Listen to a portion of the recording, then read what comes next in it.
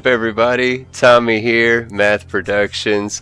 My wife Britt, the dog Pongo, we're all out in the shop and we're finally ready to start with a new game of Starfield, right? The past couple streams we went through putting together our load order. We finally have our load order put together, and that's the whole point of finally hopping on the game tonight, is being able to play the game modded. In my opinion, it's the best way to play the game, and Britt has seen me play the game a whole lot on my phone, right? Which is a super small screen when you're trying to play and trying to show somebody off, or show somebody else, like show off how cool the game is and stuff.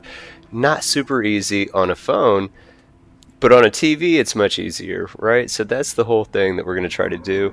Britt loves watching the game with me, super into Starfield, the whole atmosphere. I'll let her talk for herself on that, but super excited to be able to show off to her how much fun she sees me having, kind of show off why I'm having all that fun, right? Sylvester, Ghost, what's up, you guys? I appreciate you guys being here. Thank you for saying what's up. Thorjan, hey, check this out real quick. Boom! Right there, youtube.com/@Thorjan_Ironside5279. Thorjan not only makes amazing Starfield content, dude is super cool. I absolutely love my man's accent. Like, I just love listening to him. And he was streaming is streaming Doom. So if you're into the new Doom and you're not super into Starfield, I ain't even mad at you. Check out Thorjan anytime that you want, anytime that you can, because Thorjan is fantastic. Legitimately. Check it out. The link's right there. You can't click it on the screen, but you can type it, take a picture of it, screenshot it. It's right there. Britt, you got anything you want to say real quick? Just hi, my name's Britt. Super excited to see more about Starfield in the game. Sorry, our dog. And You want to say hi too? already think all the mods that I've seen so far are super cool. Gameplay looks beautiful, and I'm just excited to see more about the game. Heck yeah. Right on. Very well said. Only other updates before we dive right into it. Obviously, the dog, can't control him. He might make some noise. He won't make noise long. I do apologize if it's jarring, if he barks out of nowhere. We are in the shop, so like you won't hear through the mic cars passing. He might get excited. We were trying to get on at like 9:30. This is a call for help from the community real quick. So I got a second headset, so that way instead of the mic is legit on this little buddy, I think. Let us know if we're wrong, but like it sounded like this mic is legit. But I had a second headset, right? And I bought this splitter, and for whatever reason, the laptop, OBS, I don't know, but they did not like the splitter, and we could not get like any audio through the mics at all, right? So we decided, you know what, we'll figure this out another time. Let's get on. It's getting late, and so that's why it's just the one headset and mic. But I think it sounds solid at picking both of us up. Thorjan, you already know, bro, for sure. Right on, Ghost, for sure. Dude, we love animals. I love animals. They don't cooperate. It's not the same as kids. We got 2 daughters, right? But it's kind of similar in this aspect. They wait until the absolute, like, that moment when you're like, you know what, I need to do something, and it's finally quiet, so let's get it done. That is when they decide, I'm going to start digging on the ground in front of mom and dad real quick, because that's what dogs do, right? But I appreciate you understanding. Blake, what's up? I appreciate you being here. Thank you for letting me know that the mic sounds great. And Thorjan, right on. So check this out. Last updates I'm going to tease because I'm super stoked. We got Ghost already in the chat, and Old Bard might pop up at some point, might not. You guys all know, everybody watching the stream, anybody that's going to watch the playback, you guys already know. Ghost Rider 231 with their Xenomaster mod. Hold up. Right here, Ghost Rider 231 with their Xenomaster mod. It's my favorite mod in the game, period, overall. When it comes to mods that absolutely change the game for Outpost, there is none greater other than Old Bar's Outpost Recruitment Beacon. Both of those mod authors do exceptional work throughout their portfolios of a wide variety of different types of mods. And I have been given permission that I can tease from both of them that hopefully You guys are all going to be incredibly excited about a couple of new mods that are currently in the works. They're going to be reviewed on my channel. They're going to be added to our load order. We are absolutely going to play with both of them, and I hope that everyone else does too. Old Bard is doing a whole set of radio stations, custom radio stations. It reminds me a lot from Fallout 4. Anybody who's familiar with the Old World Tunes mod set or whatever, I think that it's going to be something special like that. And I have been fortunate enough to be able to be a part of that, right? And I'll be a DJ in the mod for one of the radio stations, and I'm incredibly excited for you to not only be able to play with a bunch of new music added to the game, a big variety of music added to the game. There's going to be a bunch of channels, not just one, but at least the one that I'm going to be a part of. I'm incredibly excited to be a part of it. And it's not just a radio station that we're working on that I'm going to be DJing for, but a big portion of that and the dialogue in that is going to be me sharing stories from the community. Whether it's people that have commented on videos, stories about their adventures, or on different creators' discords, sharing the stories that they've had in-game. We're going to, with their permission, obviously, but we're going to use those stories and incorporate them into the world of Starfield as being actual stories, lived through experiences, but it's not just going to be random, generic writing, right? I am a writer by trade. I could definitely do that. We don't want to do that. We want it to be something special that everyone, or as many people as possible, could be a part of. And I think that this is a really, really, really cool way to do that. And then with Ghost, right, I might have been low-key kind of begging for this, right? Like, I might have planted the seed or tried to plant the seed a while ago and just been steady trying to water it, but I really, really, really am so grateful that Ghost is Ghost. Like, they've been sending me updates of the work that's already been done on it, but take that DJ voice that you'll be able to hear through Old Bard's set of mods, and that voice is going to be actualized in the game. You can find them potentially at the major cities of the settled systems whenever they're not recording live at the radio station or recording a segment for playback later.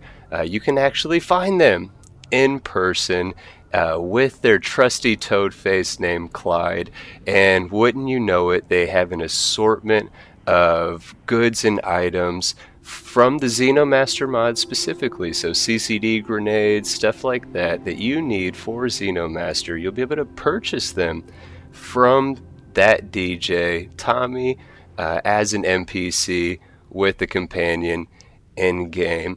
That is so effing cool and crazy to me, and to be a part of something like that with my absolute two favorite mod authors that I have personally interacted with and have championed their mods for a long time. The trust that I have in the work that they can do making these mods, and then the trust that they're showing me and providing a voice to that work, I feel it's a cliche, corny word, but blessed for it. It's truly incredible, and I cannot thank either of them enough. And again, I cannot wait to show these mods off to you guys on screen. I can't wait for you to be able to download them and play them yourselves.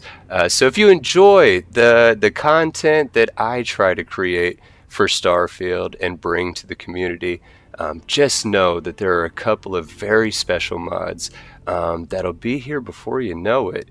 And I'm very thankful to both of those mod authors for being a part of both of their projects. Super, super cool. Thank y'all for sure. Let me catch up to the chat, and then I promise you we're starting this new game. We're not going to keep rambling. That's it for the updates. Sylvester, I appreciate you for sure. Tell your doggy Jake that we said what's up as well. That's what I'm talking about, right? You know, animals and video games and your significant other and the kids asleep. What more could you ask for? Bro, Ghost, you are a wizard. You and Bard are wizards with, like, let me look into the camera. The pace at the updates, like, from the moment it was like, bro, let's make this happen, to, like, the most recent update that I saw just a couple hours ago on my phone. Like, the pace of work. I used to get comments all the time when I would paint minis about how I could take a mini and in like 30 minutes I could paint it to look like a mini that somebody had spent hours painting. That was one of the things that made me feel really good within the mini painting community, was that specifically, like, hey dude, that work looks good enough, like it took a minute for you to do it, but in reality it just took me a second to do it. Seeing that play out with the updates by Bard and Ghost and how quickly they do their craft and how efficiently they work through their creative process and their craft, it's mind-blowing. I absolutely love it.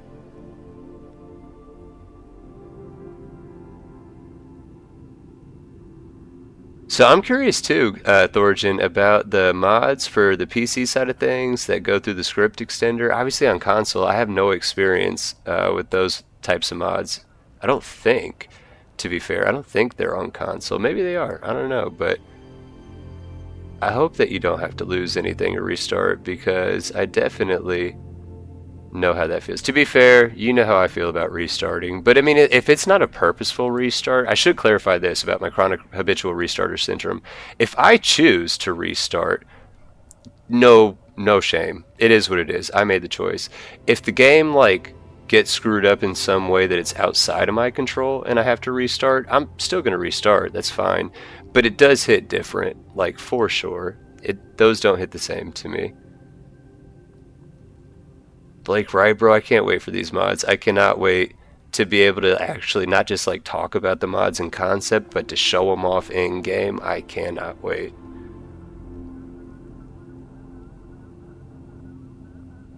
Hey, Thorjan, bro, I can let Bard know for sure, because again, I love the sound of your voice, and I think other people would too, and do too. So I can definitely link y'all up if you want me to try to arrange something to see if you could contribute for sure, because I know there are one at least, for sure one, I think two, other creators that are working with Bard as well on this radio station. It is not just me on the Bard radio station. I am one of a couple, for sure. Fortunate enough to work with Bard on that one there. Larry Burns, what's up, my friend? I appreciate you being here again, man, for sure. I hope you're having a great night. I hope you had a great day.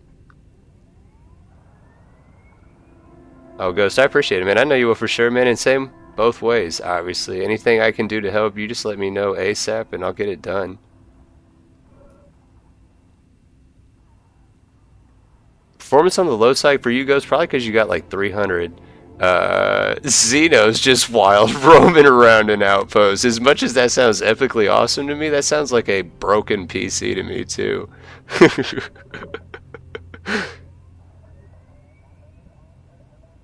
Yeah, brother, it was a good day for sure, man. It's always a good day, right? At least you got to try to make it out to be, right? I got nothing to complain about, so right on, brother, for sure.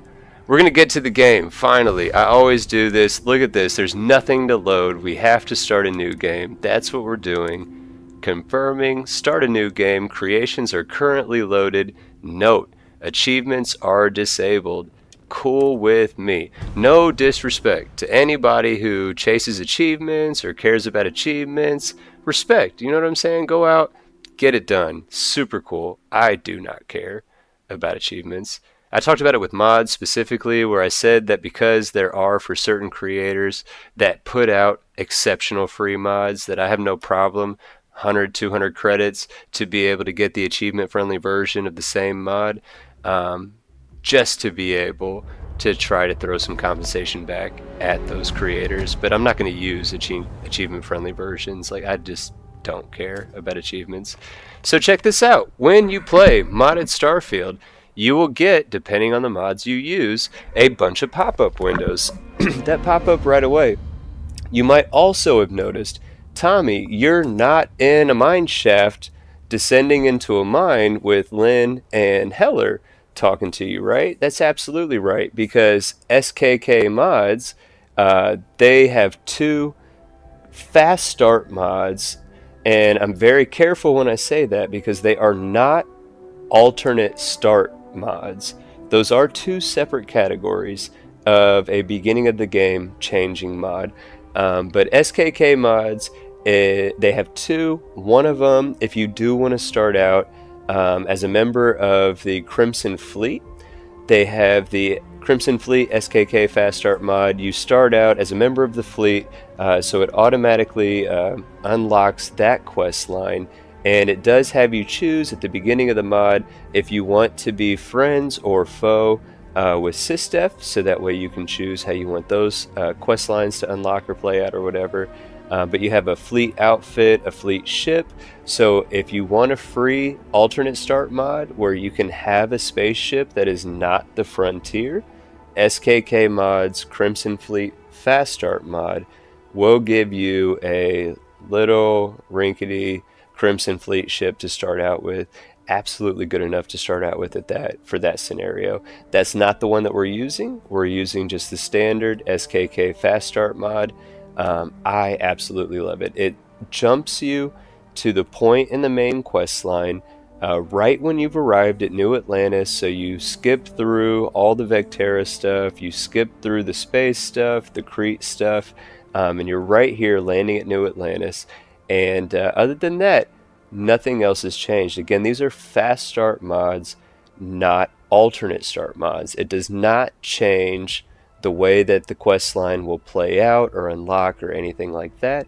It simply skips you forward, right? And Britt and I actually, when we first got the TV out here, before Starfield had its recent update, we did start a new game, just a completely unmodded new game, and just to kind of get an idea of how it would all play out, cloud gaming on the Wi-Fi in the garage, all that, looking at it visually on the big screen TV.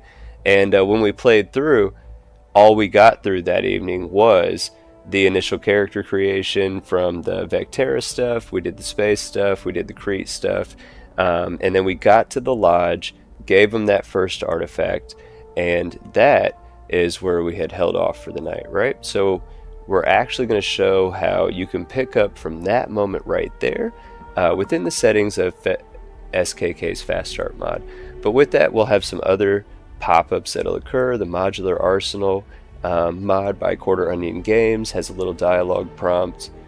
Here we go. So SKK Fast Start mod, you have three categories of options for when you're starting. You can join Constellation, yes or no.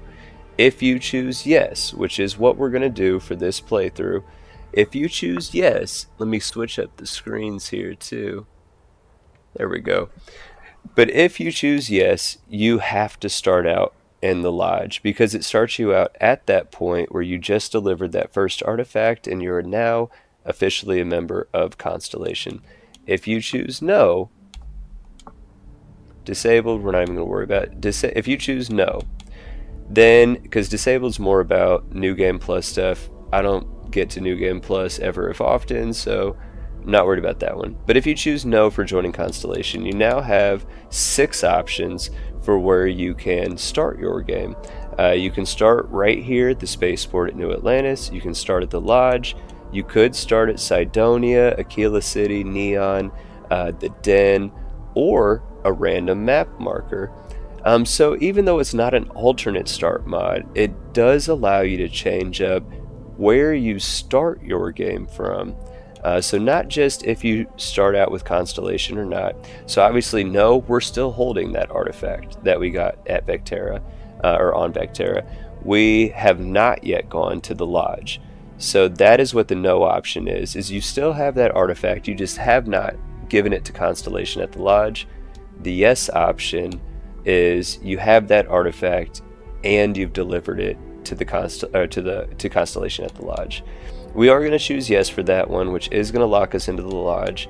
I do want to point out that number 6 for the location, it is a random map marker. So it could be an actual settled location, could be a random POI or whatever, but it does send you just to a random location. The last section is your loadout. No change, exactly what it implies. Whatever equipment you would have had going through that initial tutorial phase, assuming that you didn't loot everything or pick up things from most of the downed enemies, no change is basically the default loadout for your character. I choose often Argos Miner's loadout. In all honesty, we're not going to choose that one. We're going to do the no change. But if you're a frequent viewer of the channel, more often than not, the Argos Miner loadout is the one that I use to have that specific, the Argos outfit with the orange jacket or whatever. I normally use that one. I have used the UC Marine loadout before for sure. The Freestar one's cool. I haven't done the Neon. I never have started, actually, now that I think about it, in Neon. And the custom loadout, I've chosen it a handful of times. Every single time, it's a bounty hunter outfit. So spoilers, sorry it's late, but that, every time I've chosen custom loadout, it's been bounty hunter. So the three choices we're doing, yes, we're joining Constellation, which means we're locked into starting at the lodge, and we're choosing no change for our loadout. So that way it would be as if we actually played through the tutorial. When you hit done, you jump right to the character creation. So we are, just for the sake of time, going to go through and make the character that I'm used to making. We'll speed through it, but we are at some point going to do another playthrough, and one of Britt's favorite things to do in games, and I keep feeling like I'm talking for you too. I'm sorry. Oh, no, you're fine. No, I'm sorry. I'm But like Britt loves playing character creation, or doing the character creation stuff too. So we might actually do a character on another playthrough to try to see if we can capture her likeness in the playthrough. But like I said, for the sake of time, we're just going to go through the character creator or character creation for Starfield. Is cool. Like, I think the character models look really great. There is enough customization options to like make a unique enough character, but I don't know, I guess different strokes for different folks. I'm just not a big character person. Like, I'm fine with it being close enough like me. It doesn't have to be exactly like me. But I know a lot of people really like character creator stuff. I know that, like, what was the game that I played? I played a new game that had just came out recently for like 15 minutes, and I just couldn't get into it. No disrespect to the game. Avowed? I'm pretty sure it was Avowed. It's a beautiful looking game. Again, Avowed looked really, really cool, but like in 15 minutes, I did not like the combat or anything like that. I just didn't. It wasn't for me. No offense, wasn't for me. But the character creation stuff on it was pretty cool. I wasn't hating on that for sure.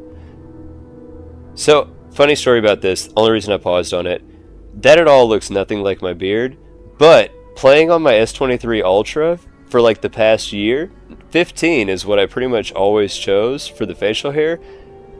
So, you know what I'm saying? Things look different on a phone than they do on a big TV. And so that's what my dude legitimately always looks like right there. But admittedly, I don't normally shave my face that way, admittedly, but catch up on the chat real quick. Dude, that DJ mod is going to be so cool, Blake, I promise you. Everything about the mod, like, I'm happy and hype about my involvement, but just everything about the mod overall, I think is going to be super, super cool.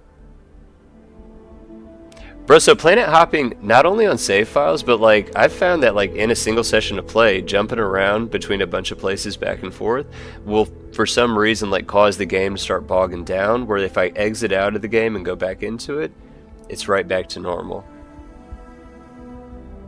That's, bro, literally where Ghost said in the chat, SKK Fast Start is very useful for testing. Yeah, 1000% I'm with that. That's how I found the mod, because I wanted to test out a bunch of mods, and I needed something that could get me past all the tutorial stuff so I could actually test out the mods. And so when I saw SKK's mod, SKK Fast Start, immediately was sold. Fantastic mod. Right, Blake? Saying the same thing. Larry, bro, you're not too ugly for a character, bro. Have you? So I come from Arc, to be fair. Have you seen? Just go to an Arc subreddit, go to an Arc YouTuber, doesn't matter, and look at some of these characters that these people proudly make in these games, bro. So it doesn't matter. I don't care. Anybody in real life, if you think you ugly, bro, it don't matter. Play it up for the character and get some LOLs. You know what I'm saying? I think that I'm not the most attractive person. I'm fortunate enough that she thinks I'm attractive enough, you know what I'm saying? But it's all in each other's eyes, for sure. I bet you'd make a fantastic character. That's about where you'd let the game to? Heck yeah. He said, "Oh, you are not ugly, bro. Don't be dogging yourself." Let's see here. Eyes. I wish we remembered when we did that character. So when we did that vanilla playthrough character, we did take our time going through it, and Britt was helping me pick out like ones that actually looked like my features. I thought it looked really good at the end, like for actually looking like me. Not like as in it looked good because it looked like me. I mean, it's saying like it actually looked like me. Oh, let's see here. Not that one.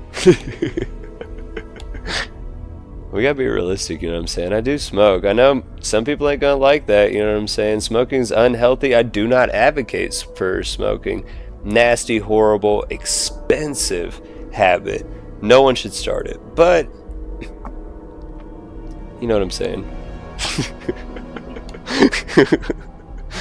Alright, so finally we're through all the sliders, through all the toggles and stuff like that for the character. It's limited because I think this next section within the character creator still emphasizes it, but you're going to be wearing a spacesuit the majority of the time. I made my dude super scrawny because I'm super scrawny in real life. My man looks thick wearing that spacesuit, you know what I'm saying? So I think that's why it's really just about the head and the face for the character creator and not much else. It makes sense to me for sure. I do have a mod in for roleplay backgrounds.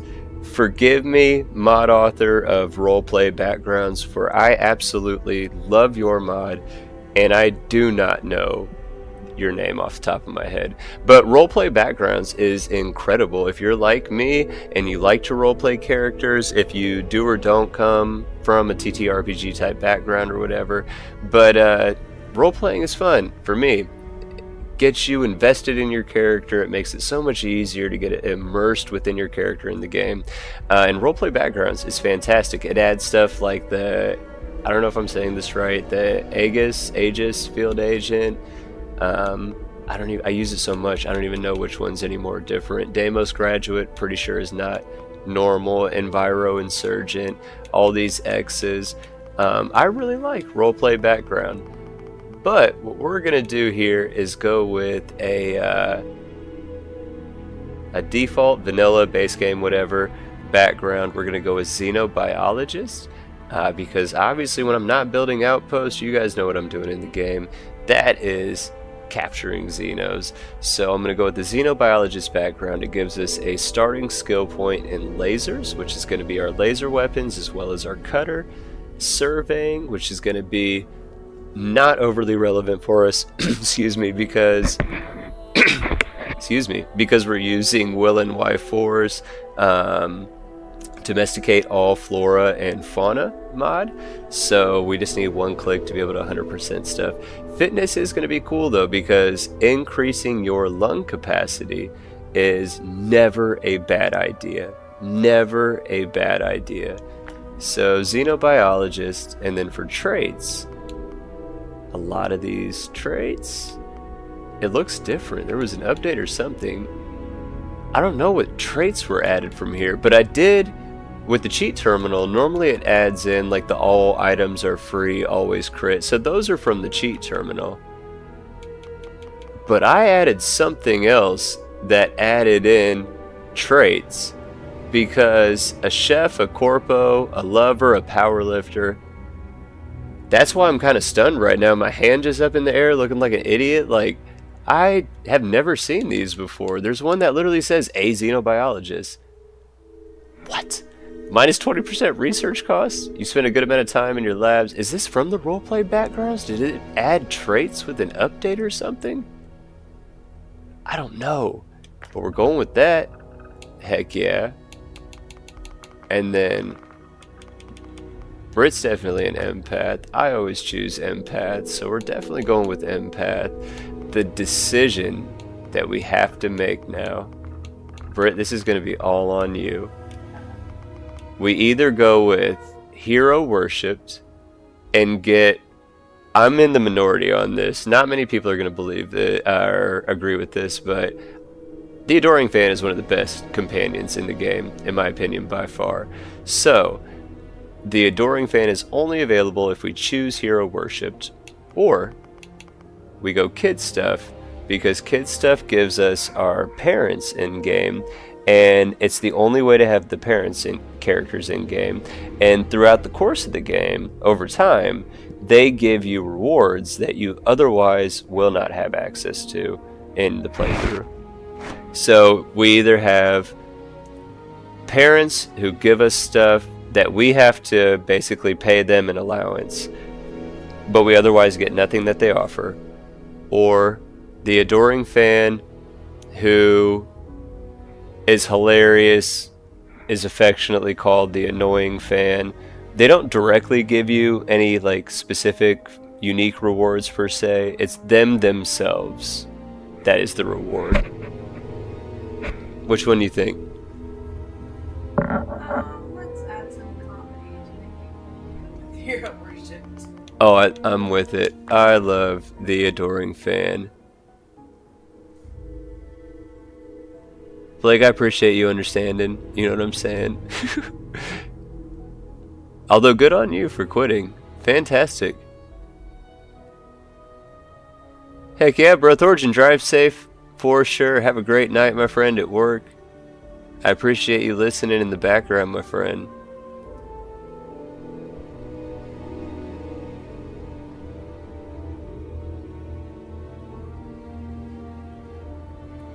Right on there. He's still figuring out which ones are different, which ones are updating. I feel that. Hey, Boss Fred 77, I appreciate you stopping by. What's up, man? In truth, you're wild. I do want to get the Watchtower mod ASAP for sure. I haven't added it yet, but we definitely are. It looks crazy awesome. Ghost, you already know it's going to be a xenobiologist for sure. Expanded traits is the mod you use? Or sorry, more traits? For sure. I need to figure out how these extra traits came in because I do not know. I honestly, I want to be able to tell you which mod brought in those extra traits, but I do not know. What's up, boss? Alright, so we gotta name the character. We're gonna go with what I normally do, Tommy. And we're just gonna put X for Xeno. Good enough for you? Good enough for me. Let's go. Finally getting into it. I don't even want to look at how long it's been going. 40 minutes before we started the actual... That's pretty good for me, right? It's less than an hour. Less than an hour of rambling. So, you see here on screen again, this is where you start with the SKK Fast Start mod. After we chose to join Constellation, which had a start at the Lodge, we are here at the Lodge, and we'll get a couple more new game starting dialogue prompts. This one is for Xeno Master specifically, and it lets you know, one, a thank you, which I always think is super cool, but a thank you for installing the mod, and it gives you some information here about the mod, as well as some links for where you can get additional information about the mod, right? You'll see in the top right corner of the game screen all those mods adding or that are finishing loading in, that initial stuff we get, the Constellation pack, the credits, the Lodge key, those 10 CCD grenades, and the Xeno prod. Oh, I love it. I'm so happy that we start out with 10 CCDs plus the Xeno prod. Oh, it's so awesome. When the mod first came out, you had 5. And you know how good I am at crafting and stuff? I do it all the time, right? You guys see it on screen?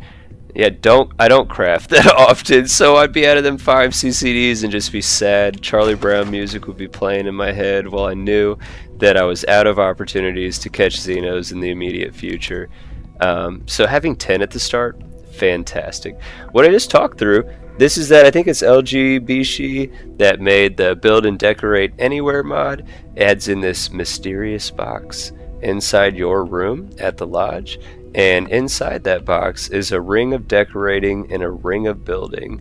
I cannot caution and stress enough when using that mod. I'm not going to do it. I'm just going to show you.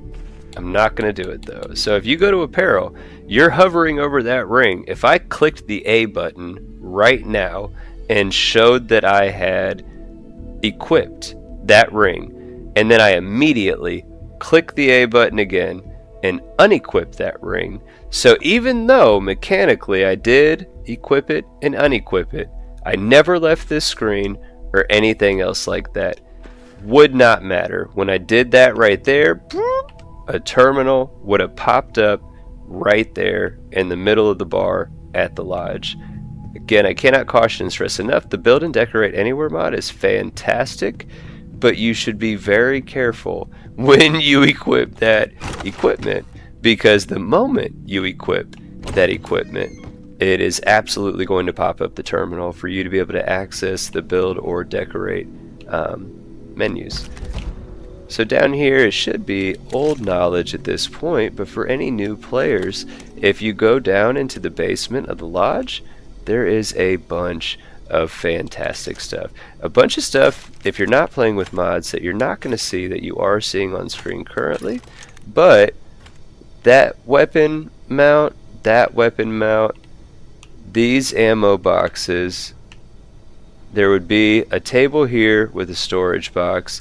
Those will all be there, as well as a little med pack and these food items right here. So those are all in the lodge basement by default. With mods I've added, like the Basement Dweller Starter Bundle Pack, for every workbench it gives you weapon modding starter bundle. That one's for obviously the space suit, and then industrial, so, and food over here, pharmaceutical up there. So the Basement Dweller Starter Bundle mod that you've seen in my load orders, that's exactly what it does. It adds in those resource containers in the basement here of the lodge, so that way you can grab up all that stuff and immediately be able to use the workbenches to craft or do whatever you want to do. Other items that are added in here right now, this botany workstation is added by Noelle's Greenhouse, made by Sweet Pea. It's built off of the additions that Tank Girls Galactic Harvest adds with their paid mod, TG's Galactic Harvest, so that's why those are added in there. But little subtle things like this wooden hatchet and this, do you know how to say that? I have no idea how to say that. Solji Mega Pack? Solji? I don't know if anybody knows Solji Mega Pack, I don't know. But those are added by the Cozy Camping mod. I absolutely love the Cozy Camping mod. If you've ever seen any of my outpost builds that have random little camper trailers on them, that's that mod right there. Here's some more of Noelle's Greenhouse. Right? Isn't it beautiful? That's again Sweet Pea. Sweet Pea has commented and been a supporter of the channel before, and I very much appreciate them and the work they do for the community. And I agree. It's just beautiful, right? Super, super cool. With where we started, don't forget, Constellation Guide number 1. Pick that bad boy up. I kind of find it funny that it's not yet showing the artifact that we already delivered, but it'll catch back up, and it will. Now that you are a member of We can go ahead and talk to Vasco and ask if Vasco wants to join our crew. will proceed. We'll put him on the frontier and call it a day. I guess I will back up for new people. When you're looking at your crew menu, you'll notice that your crew members have skills. If those skills are highlighted like they currently are, the I don't even know how to say that, aneutronic fusion, the shield systems and the EM weapon systems, how those blocks are highlighted, that means that those skills are actually being used by that companion where they're assigned. So for Vasco, assigning Vasco to a ship, all of Vasco's skills are ship related, they're all highlighted because they're all actually going to be able to be a benefit to you having them assigned there. So if you have somebody like Lynn who has like outpost management or whatever as a skill, if you assign Lynn to a ship, that's not going to be a highlighted skill because it's not going to be beneficial to you. But if you have Lynn stationed at an outpost, then it will provide you a benefit in that situation. So always note what the skills are of your companions, not just when you're using them out in the field with you, but also where you're assigning them, because where you assign them versus where you could assign them might impact if you're actually getting a benefit from their skill or if they're just kind of taking up an assignment spot. Yeah, we just got Vasco at the ship. We're not going to take Vasco out into the field right now. And we're not yet going to pick up Sarah to start the next mission for Constellation. First thing I want to do is get this lady to stop following us around. Legitimately, like, if you ignore this lady, if you have the Trackers Alliance... I guess it's not a DLC, so it's just in the game, I guess. But so this lady will not stop following you around. You can ignore her, you can ditch her, but you will always hear her yelling at you, saying, hey, come here, I need to talk to you. So just get it over with real quick. I'm listening. It's the introduction to the Trackers Alliance quest, which is a fantastic quest. Once we start spending more time in Aquila, we'll definitely play around with some Trackers Alliance stuff. But they hit you right away with the invitation to it, and again, it's best to just get it out the way. So like if we were following the main quest line without stopping or deviating, we leave Constellation on our way to Mast, and we ignore her on the way, and thanks, I'll be there. Wonderful. We get to Cydonia or whatever, spoilers, and she's right there at the tunnel going into Cydonia, yelling at us again. Somehow she knew where we were going, got there first, and was waiting for us. So just talk to her real quick. You can't do anything else but talk to her at this point, so just go ahead and talk to her. We're gonna run over here to the left when you exit the lodge. You'll see Reliant Medical, but we're coming over here to EIT Clothiers. So look, check this out to show off a mod by AGD25. UC Security just talked about a bartender at the viewpoint, whatever it is, at the bar, at the spaceport. Bartender won't stop talking about this package that's been detained, right? Normally, that would trigger a new quest, new activity, whatever, that shows up in our mission log for us to go to the bar and talk to the bartender.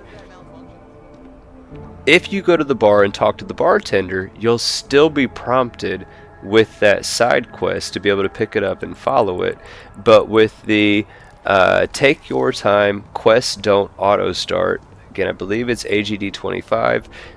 With that mod, you can hear those prompts and not have your mission log get immediately cluttered up. You can still get those missions, but it's on your time when you actually want to go and pick up those missions. But we're coming to EIT Clothiers.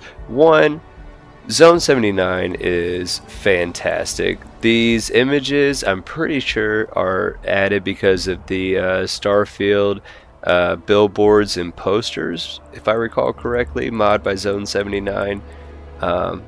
It looks so good to me. The immersion, like, I just think it looks super cool. But we're not here to show off the wall art.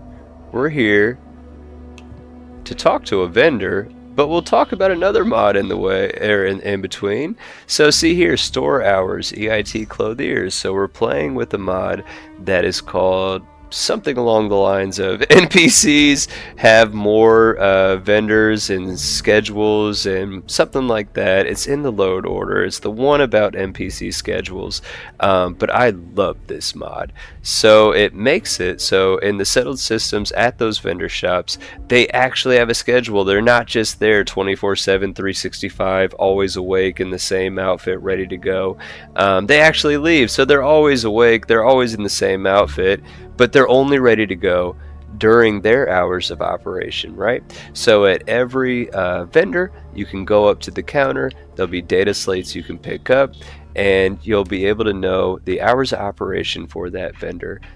Also, some locations have these robot vendors added, so even if you go to a shop and the human NPC is off the clock, some of them will still have like a robot NPC that you can interact with, but some of them will not, and you just will have to wait it out until the store is open again. So you see here, we're not talking to the normal EIT Clothiers vendor, we're talking to Sir Reginald, added by the mod, right? Vendor credits, he's got some. Your credits, we don't have any. Why do we not have credits yet? We saw the thing that said 8,000. No, we don't have credits yet. So we can't do that yet. I was going to get us an outfit. We can't do that yet. So, since we cheated and we ain't got no money, we need to go get some money. So we're going to go make some money real quick by going to another vendor to sell more goods that we don't even got goods. So this is where I guess we got to face a decision. Do we go back to the lodge, grab Sarah, and just go ahead and start the next quest line? Because we'll pick up all the loot we'll need to be able to sell. We'll pick up credits either through the play or through once we complete the mission. So that's not an issue. We can get credits, loot, gear, all the above quickly enough. We just actually have to play through some of the game, right? Or, hear me out, and it might be good because we're at close to an hour, so we might give it like a 5-minute break because people might need. Oh wait, hold that thought. The best companion in the game has found us. Captain of the frontier, bane of the fleet, constellation's shining star of stars. Oh man, this dude is so weird. I love this dude. You are definitely the brightest, biggest star in any constellation. There's no maybes about it. I have an Xenomaster absolutely pairs well with Galactic Harvest boss, absolutely for sure. Both of those mods, exceptional. Sylvester Whiteman, you too, man. I appreciate you being here for sure. I hope you have a great rest of your evening. Take care. And to think, I almost went for coffee instead. So the Adoring Fan, I mean, you get some skills that are useful. Excuse me. Concealment, cool.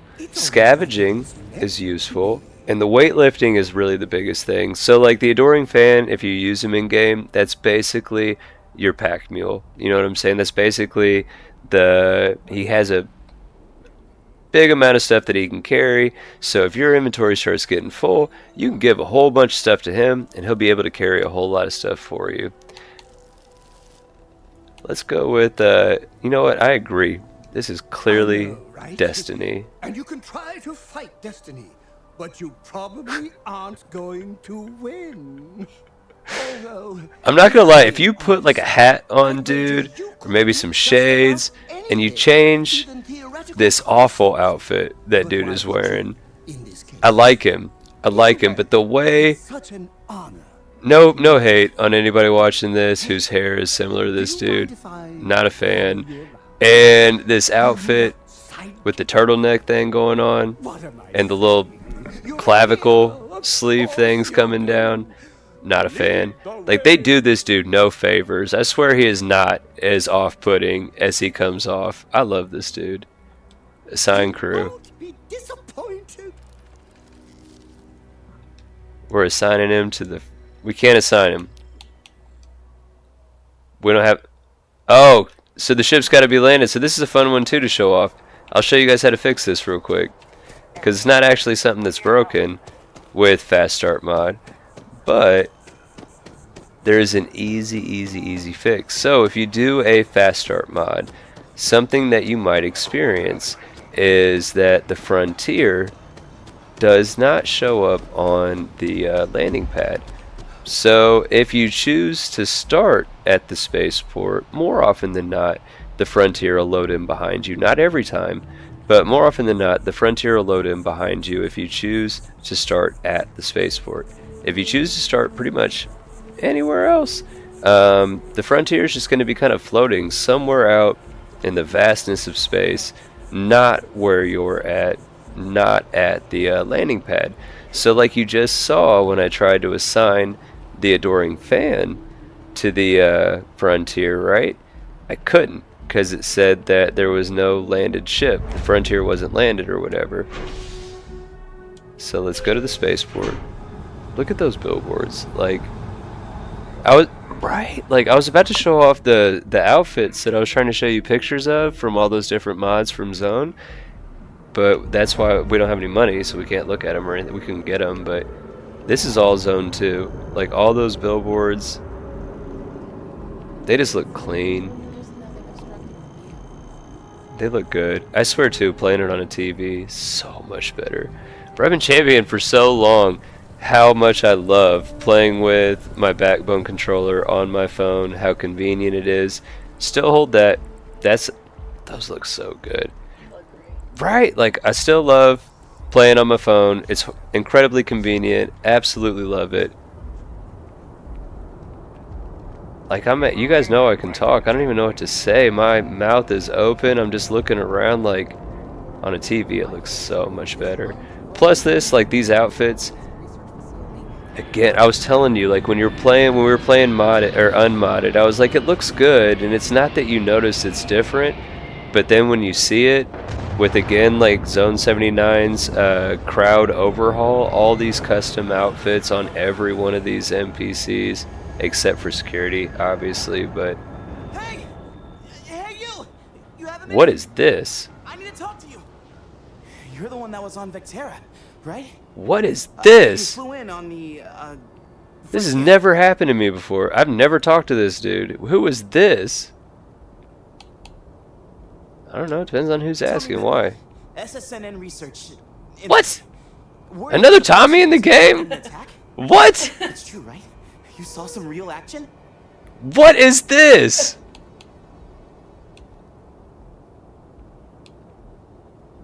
Jeez, I don't know. Like, go the real emo answer and go the real dick answer and then like the mid dick answer. I don't know. Oh, I'm so sorry. But yeah, now you feel like a jerk for asking me, buddy. This is great. Great. My boss, Nadia Mufaz. Oh shit! So sorry for cussing. So if you don't go to SSNN, do they send this dude out to talk to you? And I just always go to SSNN, and I never have talked to this dude before. And easy money too. Just go to the SSNN building. It's not far. Keep it up, Tommy. You're killing it. Killing it. The overdraft fees and Gal Bank are out of control.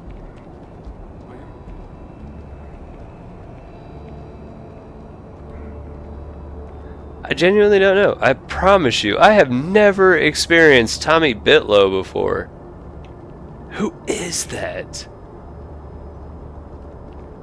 I honestly don't remember these door-looking things being here. Is there something new? Did I add something to New Atlantis and I'm tripping? I have no idea who that is, and I've done stuff over here before. In other mod videos, showing stuff off right here. Shooting at that specific thing before, even. I have never interacted with that dude before. Sorry, but I am not traveling halfway across.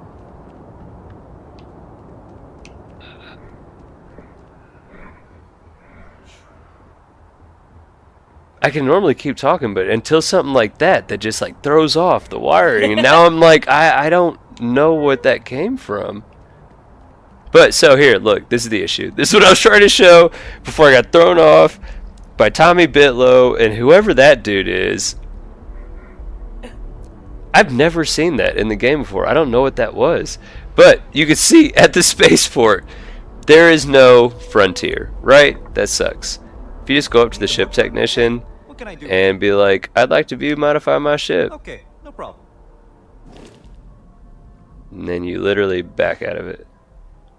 I'm not gonna lie, that might not have worked. I might have had to actually go into the shipbuilder thing and then Looks backed good here. out. We'll I'll find be at my out. booth if you need me. Yeah, okay, yeah. I was lazy. Wait a minute. You should inspect your ship for heat. View modify ship. Well, This one, shipbuilder.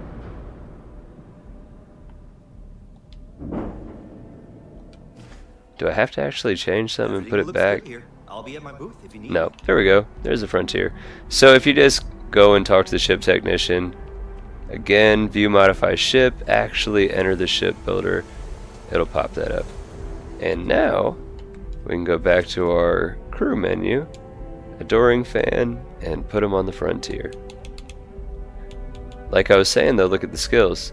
None of the adoring fan skills are beneficial for a ship, so they're not highlighted. All of Vasco's skills are beneficial for a ship, so they are highlighted. I still think it's crazy that we didn't have any money. I don't know what happened to that 8,000 credits that we got at the start of the game. We got a whole lot of stuff. So I'll show real quick. Acts of Friends. Absolutely love this mod. It's by Ghost Rider 231. I'm not gonna hot equip it. We'll use it at another point down the line. Like when there's an NPC named Tommy that sells you Xeno equipment and moonlights as a DJ, and you run into him accidentally, inadvertently, indirectly, whatever. You find this dude on the street.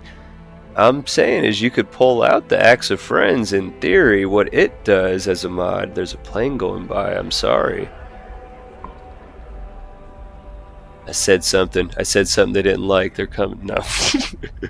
But the Acts of Friends, if you pull it out and hit an NPC, they become a companion that'll follow you around. So, oh man, do you want your own companion follower that looks and sounds like me, that has an inventory of Xeno gear right there on their person? I'm pretty sure that technically with this mod, you could probably make that happen. But a combat knife, we don't need that. Cutter, I will always normally put that as the first on the left. Follower control, that's for The Gang Is All Here by Aurelianus. I put that at the very top. Pawn, bro. Hey. And then the multi-tool axe, very awesome utility tool. We're not going to use it here. I don't like melee weapons. The sit anywhere, I drop to the very bottom. Space Adept her, shout out to my friend Bag Clams 83. So with their legendary effect overhaul mod that I use, you'll see that Space Adept is now Space Ranger for me.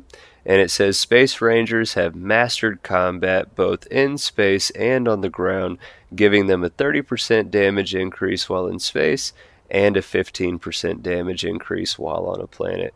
I like that so much better than the base game Space Adept. It makes it so much more worth it. Instead of just immediately selling those weapons the moment I get them, I'm actually considering maybe if I should keep them or not with the update by Bad Clams 83. There's that wooden hatchet we picked up. There's that Xeno prod, and of course our Xeno box. I put the Xeno box in right there. We're going to throw the Xeno prod in right there, and we'll keep our modified Aeon, whatever. We're going to put that on the right, and it's between, for me, the Grendel and the her. We're going to go with the her. Spacesuit, we're going to keep it as is until we get our hide spacesuit terminal from that mod. We're going to pick that up. I will go ahead and hide our helmet for the short term. Apparel, what do we got? Some field fatigues, Beast Hunter, Resource Hauler, plus 10 health. Super clutch. Definitely going with that right there. I'm pretty sure that's from the background, the roleplay backgrounds. I'm pretty sure it gives you something in your equipment specific to the background you chose. We chose that Xenobiologist background. I'm pretty sure that's how we got that Biologist field fatigues. And then there is a pack, so if we wanted to, we could throw the pack on there. You know what, now we gotta hide the spacesuit.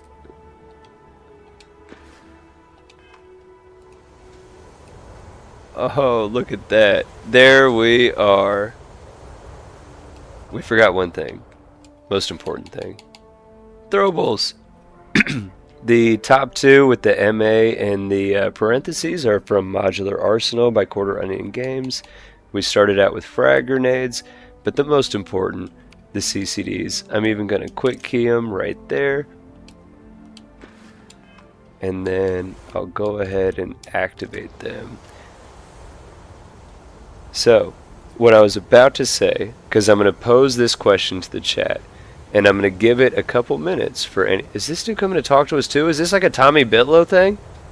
No. No, they are unnamed. Okay. You just wanted to come on screen? What's up, homie? Here, you can be in the...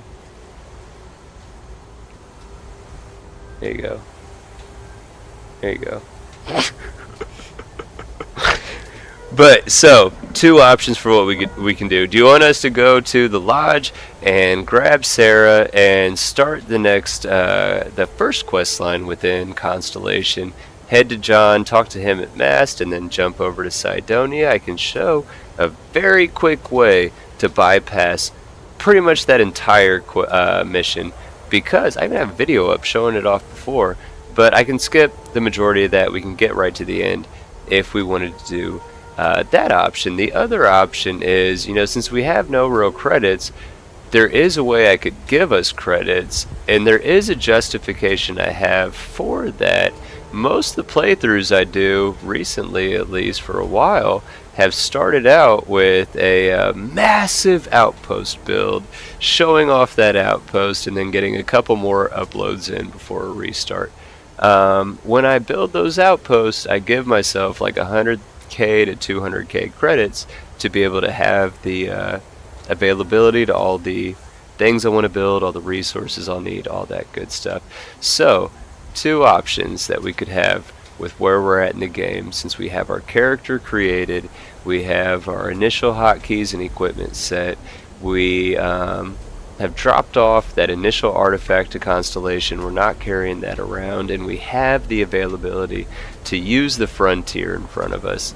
So I'm going to leave it to everybody involved. If you want us to play the main quest line from the jump, let us know in the chat. If you want us to find a place to build our first outpost and show kind of my process on how I choose the outpost or whatever, then you can let us know that.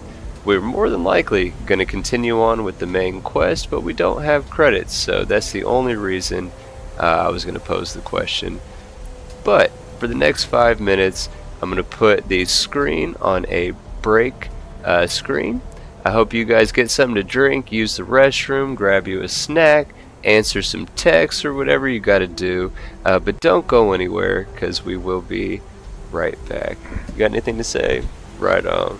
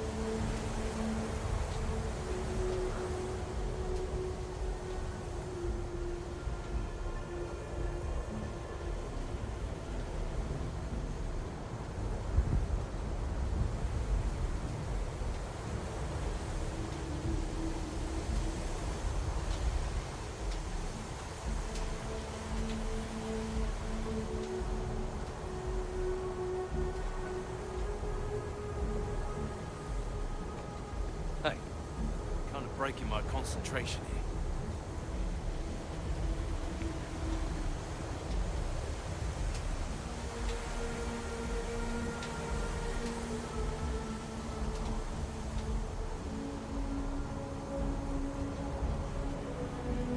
This thing has seen better days, hasn't it?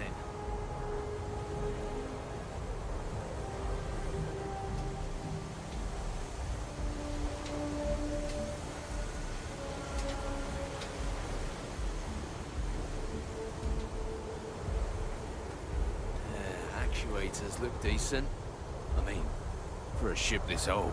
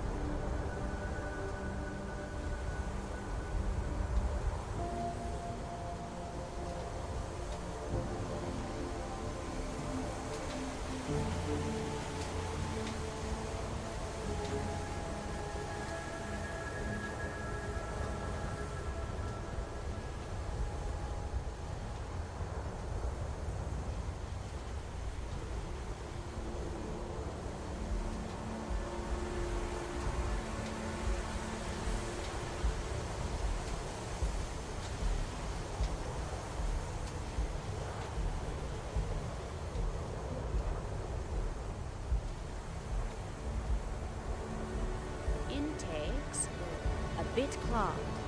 We'll get those cleaned out.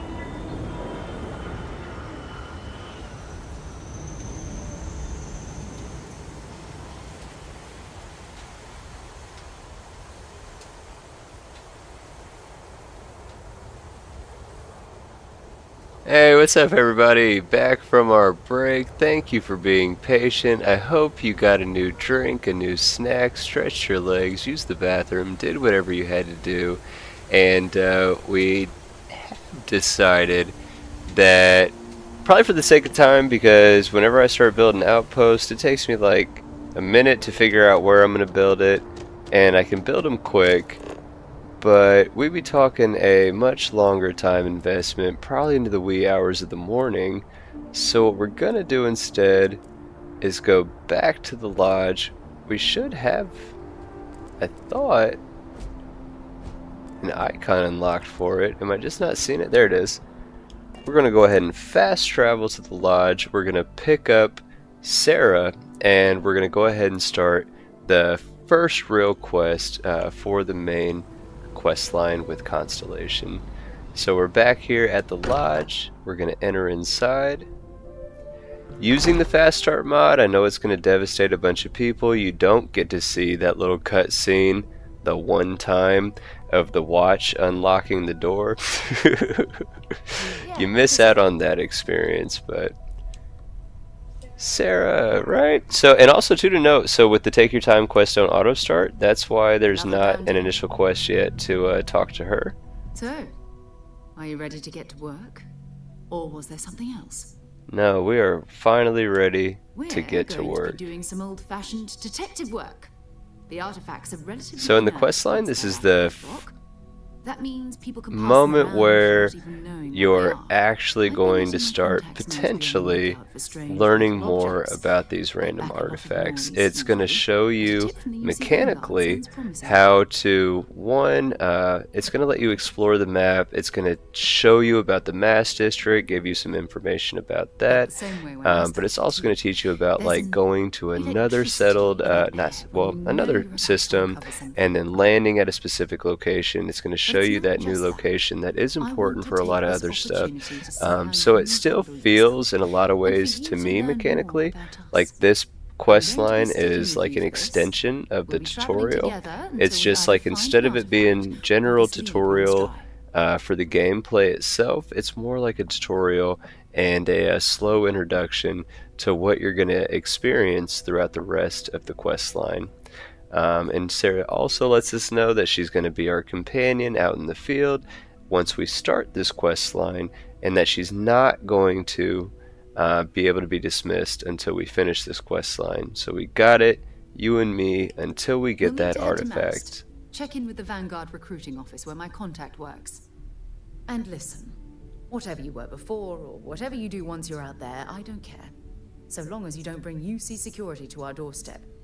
Every member of I'm really not mad Constellation at is that. their own I preach all the conscience. time in real life. I Understand? really only believe in 3 laws. Do not harm someone, do not fraud someone, and do not steal from someone. And as long as you don't do any of those 3 things within the scope of said 3 things, I shouldn't say anything about what you do, where you do it, who you do it with, when you do it, why you're doing it. It's not my place. Your business. As long as you don't do one of those 3 things, that's what I believe. Good. Let's take a little stroll through New Atlantis, shall we? Yes, we shall. She kind of looked like she was tweaked out a little bit there. Maybe it was just the, I don't know. Did you see that? How she kind of like slid forward? That was kind of weird. She looks like an actress, but I can't pinpoint. She looks exactly actress like, she yeah, looks no, like. no, you can. You know who it is. It's, I'm about to look at her face again. Amelia Clark. Isn't that it? She was in like I'm gonna get flamed for this being the #1 thing that I think of first, but Marvel's Secret Wars. Remember the one that got the Super Scroll serum and can turn into all of them? That's who that looks like to me, just a blonde version of her. I don't know if that's her. You don't think? I don't know. I think I'm thinking of the mom from Bates Motel. The mom from Bates Motel? I could see that maybe. I could see that. I don't know. She does look very familiar though, for sure. Very pretty character. Right? Like I feel like she gets a bad rap within the people that post in the Starfield community on Reddit. Most people watching, if you've frequented those Reddits, you know a lot of people complain a lot about Sarah. I really like Sarah. Especially when you actually go through like her personal quest and backstory and stuff, and you learn why she's the way that she is and some of the stuff that she's experienced in her past. I appreciate the character. I like her. I don't really dislike anybody in Constellation. We won't get into spoilers, but there is one specific mission for the main quest line with Constellation where it kind of really matters if you do specifically dislike one of those people more than the others. But we'll talk about that when we get to it. This is just cool for me. I like showing off. The first time you go up to the mass building, you'll be able to see a bunch of vanguards being sworn in by a vanguard officer. A little bit of foreshadowing maybe for that quest line there. That blue dot, it either is the best thing in the game or it's the worst thing in the game. legitimately. So like if you like to explore, and this game is meant to explore, it's meant as you're walking through these cities, stop and check out this vendor, go look at this shop, go into this restaurant, talk to these people, blah blah blah blah blah. Like that's what the game is made to be able to do. But those quest markers, that little blue dot, when you get like me and you start getting hyper focused on just like getting to the next quest or the next chapter in the quest, or just getting done with a quest that you don't want to be on anymore, you just start chasing that blue dot and you completely ignore everything else that's around it. So that's why I said double-edged sword for me. I like the blue dot because when I want to know, I'm lost, I can't figure it out, where am I supposed to go, aim for the blue dot. Hugely beneficial. But again, if you want to take the time to actually explore what the game has to offer, you're going to miss everything if you're only looking at that blue dot. But we're going to tell John, he tries to recruit you into the Vanguard right away. We are going to join at some point probably, but not right now. We have Constellation business to discuss first. I mean, I still haven't given up on getting. That's where you learn a little bit about Sarah's backstory with the UC Vanguard specifically. Here's what I got for you two. Vanguard volunteer by the name of Moera. Helps patrol the old neighborhood. Sol, Mars, Neptune, you know. The Sol system? Which admiral did he upset to get that posting? He's Martian, born and raised. Sarah, I like her. She be talking cash. You know what I'm saying? She's slick. He's got some fancy metal ornament he's been showing off. Tuala is awesome. I like this dude. This dude's super cool. I just realized I definitely stole his facial hairstyle. It's definitely the same beard, just with... Not in real life, my character. It's not like that's the same beard that my character has. For sure, just darker. I'll take it, though. I'm in good company. Tuala's... I like that dude. We're going to let him know that... the indignity. The indignity! I'm sure we can make him a good offer for it. Sol system is a lot of planets, but a vet like Moera will be checking in at Sidonia on the regular. You mean hitting the bars, don't you, John? Hey, nothing wrong with a little refresh between patrols. Yeah, that's what I'm talking about. Sounds like home. It's definitely a lifestyle. I don't even drink like that, which is funny. Break can attest to that. I don't even drink like that. The recruitment offer, by the way. You just come talk to me when you're ready. UC is a good friend to have. I just, you know what I'm saying? I can't drink like that. I'm not a drinker. But we talked to John, and it's telling us to go down, right? It's because it wants us to go to the spaceport. And you can go to this elevator behind the receptionist at Mass. You can go down to the NAT station. It'll pop you out at the NAT station, which here's a little foreshadowing for that Vanguard quest line that we'll get to down the line. But we're going to go to the terminal, head out to the spaceport. We can fast travel through this, so right when you get done talking to John, you can fast travel right to the spaceport, right to the frontier, and be able to head out to Mars. You don't even need to do all of that. Like, technically, I know we're going to Mars, so if we just back out of the Alpha Centauri system we're in, we head over to Sol. You see the quest marker. We're going to jump to Sol. This is another thing that causes a little bit of a split opinion for players between if fast travel ruins the game or benefits the game. I would argue that it does make immersion more difficult because it's a constant reminder of cut screens and stuff like that, that you're not just doing a continuous play. But when you got kids running around the house and you know that you can't consistently play and your stuff's going to come up, so you got to kind of get through what you got to get through, fast traveling is super convenient, so I'm not mad at fast traveling.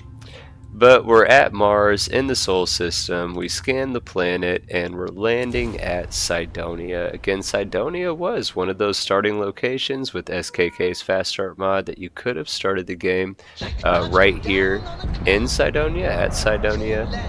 But ultimately, the first quest in the main quest, or the first mission within the main quest line for Constellation, is going to take you right here to Cydonia. So we're gonna land, we're gonna exit our ship. We got Sarah with us. Vasco, since he's assigned to the ship, he actually will stay here, but he does come outside of... What is he doing, bro? Literally, did you see that just meshing right into me? He's a jerk.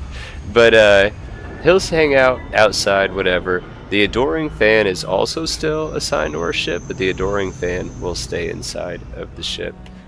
I don't think it'll show up yet with this landing pad. 2 of the immersion mods that I added, not yet. We'll have to go into the ship builder and toggle it around, but we can get right there, I think, is the landing bay access, and or maybe it's the actual terminal. Oh snap, so we're about to die. We're about to die right now because I didn't hurry up and go in. We don't have any oxygen tanks on us. Oh, we're about to die right now when I unlock. This is, thanks a lot, OG Tennessee. This is absolutely my 3rd favorite mod for the entire game because of how it makes you have to think about where you're going and what you're doing. That is TN's realistic oxygen meter. TN's realistic oxygen meter. Super clutch. I absolutely love it. We're about to die because I have no oxygen meters with us. There's literally nothing we can do. Oh no, you must wear a spacesuit.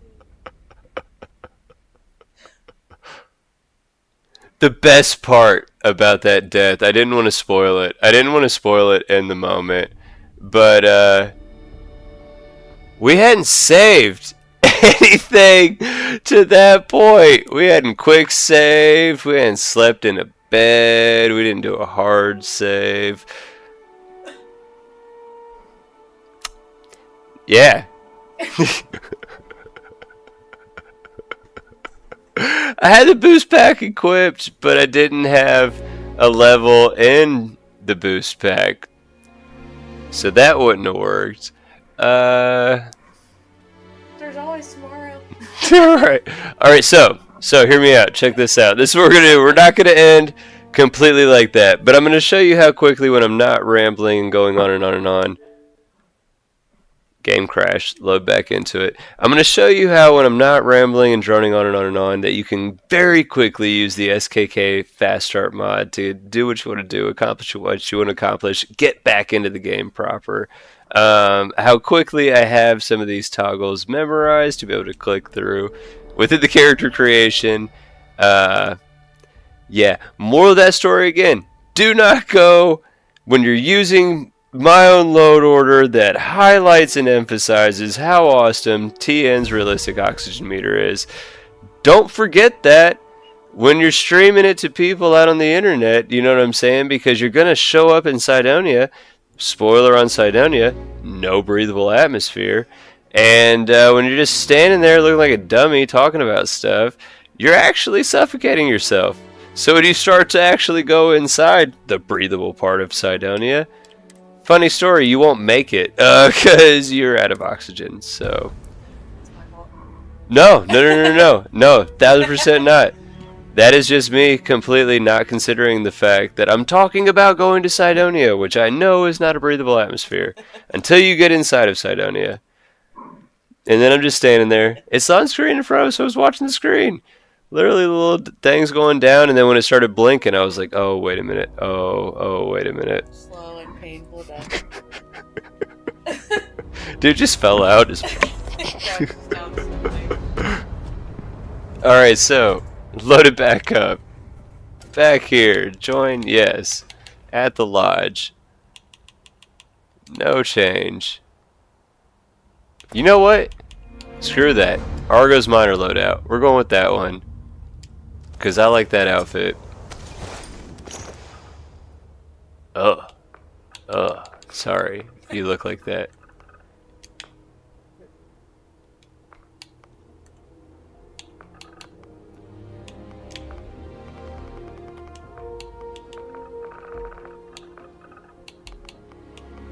The older I get, if I talk and move my hands at the same time, one or both slow. So if I go quiet, I'm sorry. I'm trying to get through this. I used to be able to talk and text and walk all at the same time. That's now a struggle for me. We all age. Right. It sucks. It's not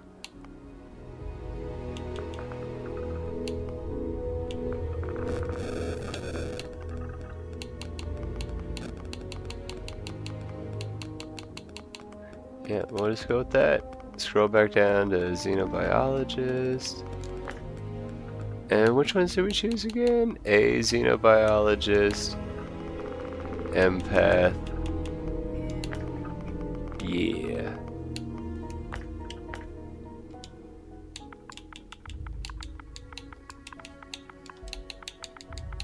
I can't believe that. It's so embarrassing.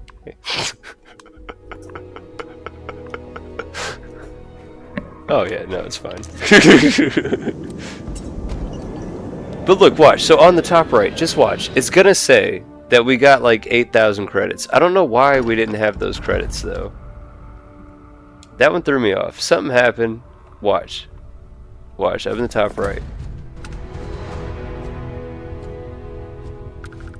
Eventually, we're not picking up Vasco this time. I don't really care about having Vasco with me at this point, but Shades, it was after Shades. The Constellation Pack. Credits, 8,000. Or does that say none? Maybe it says none. Maybe that's a whole bunch of zeros. As much as I love uncovering new questions. Right? It looked like 8,000, right? For sure. I got 90. It's showing 90. But still, I have 90, and last time I had none. It said 8,000. No, it said 8,000. Definitely said 8,000. I got a consumable this time. I didn't have that last time. Alien sandwich. Still no oxygen. So, we still want to avoid going to Cydonia until we get oxygen tanks. And we only got 90 credits, so we can't get oxygen tanks. So we don't want to do that right away. So, I guess we will show my favorite place to do a starting build. Right here, right outside of Alpha Centauri. We're coming over to Olympus.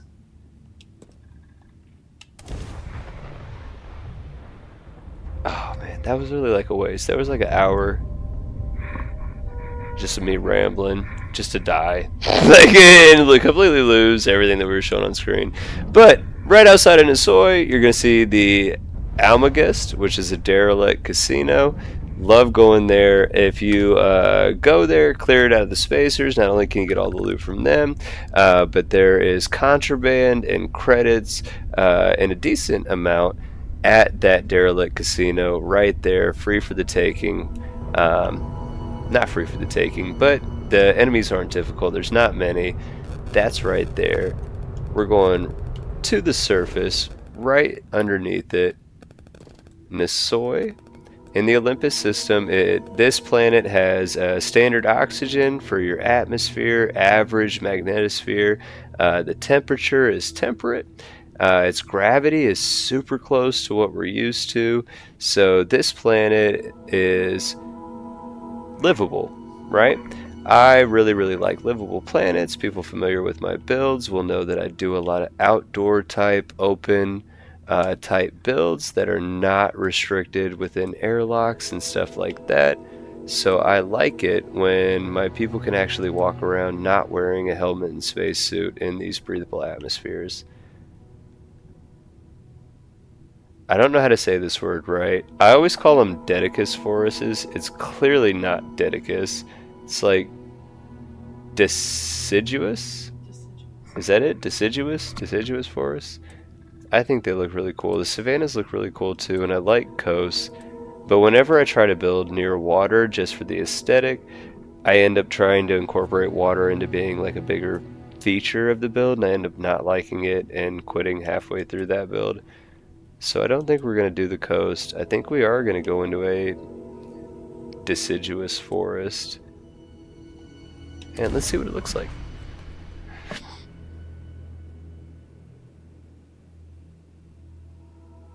Oh, was it like a whole boost, like the boost pack in general? I thought I had switched it to the Constellation pack before we went to Cydonia before. I thought I had the Constellation pack on there, but maybe I didn't have any pack equipped.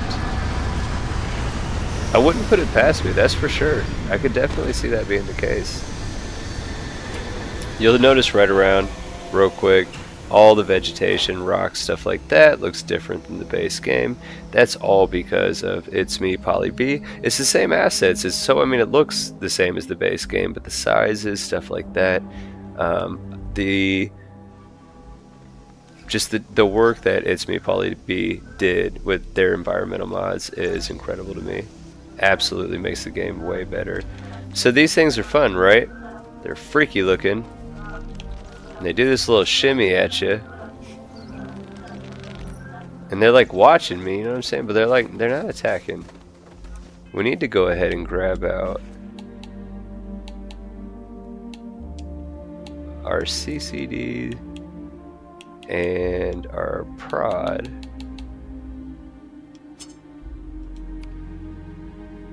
That's good enough.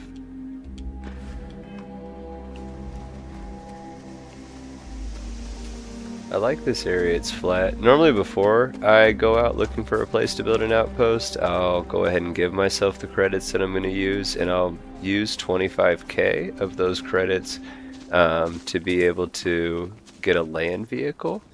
And the Grav 79 is fantastic for being able to get a good vantage point above the ground to kind of scope out and find a good building area.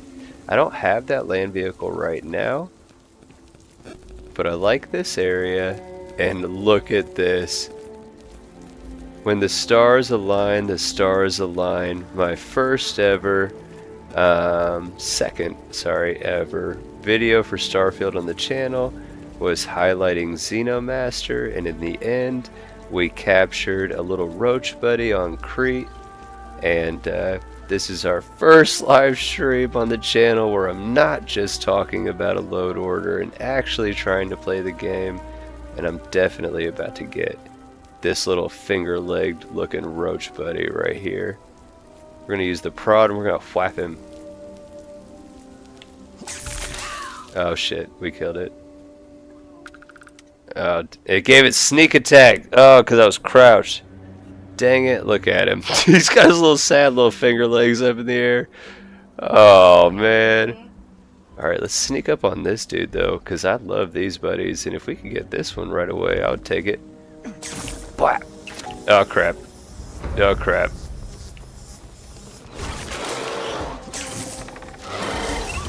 Oh, we got it! Yeah! That's what I'm talking about!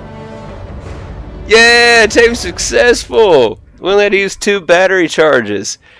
Again, Xenomaster by Ghost Rider 231. This time, the newest update, not the newest update, it gave the icon for the prod, which you see here. I'm sorry, Ghost, I haven't updated the mod yet. You can tell by the weapon icon in the lower right how it still uses the rescue axe. I still have to update from that recent update. But the Xenoprod, I absolutely love it. Super, super cool. Not just a Pokeball. I'm sorry, Ghost, I've never even asked you if you like or dislike the fact that I call CCDs Pokeballs all the time. But the Pokeballs are great. The CCDs are great. But the Xenoprod, super, super cool. Definitely love being able to whap them and catch them. But we need to go into the Xeno box. Do want to hotkey that. Let's get this buddy out in the field with us. Xeno friend, box 1, biped pet. Let's see here. It's friendship 19. Probably because we whapped it twice with the Xenoprod. Its power sucks. He's a low level. Health is lower, but I love it. We'll be able to build this dude up through all the different treats and stuff like that we'll be able to craft and feed to the dude. Definitely super hype for this buddy. I think they look really cool. It is one of the cooler looking Xenos in the game, in my opinion. Like, look at that. Like, its tail, I feel like that's like a defense mechanism type thing, like a lure. How that one looks like an eye, and that kind of looks like a head fin. Like I feel like they like poke that out in the bush, try to lure something in, and then they turn around real quick and Hada! He's a nasty little buddy, but I like him. Oh crap, he's got a friend coming. And there's another red dot over there. Oh crap. We're gonna test him out. Yeah, get him! Get him! Oh dang, dude, he took him out in one hit. Did you see that? Oh, look at that. So this is added by the Galactic Harvest mod by Tank Girl. Look at the inventory now of this down Xeno. We have vector back meat, raw meat, DNA. Those are all components that are added for the Galactic Harvest mod. And I haven't explored any part of that mod yet. I've only explored the stuff that I can build at Outpost. So definitely super intrigued by what those resources bring to the game. The resources left on the Vectorback's inventory are base game resources, antimicrobial, sedative, and biosuppressant. Look at you though, buddy. I'm not impressed by you with that.